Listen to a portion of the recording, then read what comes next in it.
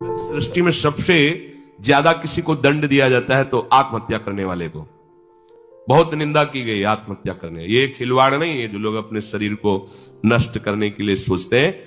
मतलब बहुत समय तक तो इनको पहले प्रेत बनना पड़ेगा जो आत्महत्या करते हैं, तड़पते रहेंगे, जल भी नहीं मिलता पीने को, बड़ा कष्टमय जीवन, फिर अधो योनियों को प्राप्त होते, बहुत मुश्किल। पता नहीं किस कल्प में फिर करुणा निधान इसे मनुष्य शरीर दे।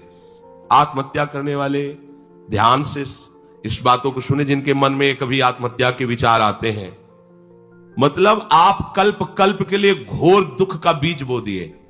शरीर रोगी है, या समय प्रतिकूल है, या आप किसी पर विजय नहीं प्राप्त कर पा रहे, परीक्षा में पास नहीं हो पा रहे, या आपके अनुकूल कोई बात नहीं बन रही, तो मरना जरूरी है क्या? मरने से समस्या का समाधान हो जाएगा क्या?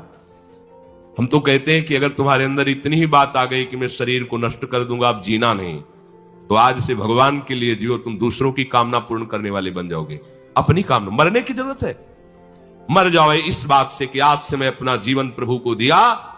जब मरने के लिए तैयार हो तो आप क्या इच्छा, अब जैसा चाहे प्रभु करे, तुम ऐसे महात्मा बन जाओगे। सतर्थ सतर्थ सा लोकांतार्यति। अगर आत्महत्या की तो आप दुर्गति को समझ लीजिए, भयानक प्रेत योनि, जहां स्वेच्छा से आप जल भी नहीं पी सकते, भले नदी किनारे रहिए। स्वेच्छा से भयंकर जलन, अशांति, एक जगह चैन से नहीं रह सकता। गोकर्ण जिसे अपनी स्थिति बताता है, धुंधकारी जो प्रेत योनि को प्राप्त है, भैया किसी तरह बचा लो, भयानक कष्ट में हो। यह आत्महत्या करने से समस्त दैवी शक्तियां उससे नाराज हो जाती हैं। तुम्हें जीवन मिला है दुख से लड़ने का, ऐसे अच्छे काम करो, ऐसे भजन करो, तुम्हारा मंगल हो जाए। देखो, भोगों में यदि तुम रति करके अधर्माचरण से, पापाचरण से भोग भोगोगे तो तुम्हारा अंतिम निर्णय यही निकलेगा, ध्यान रखना।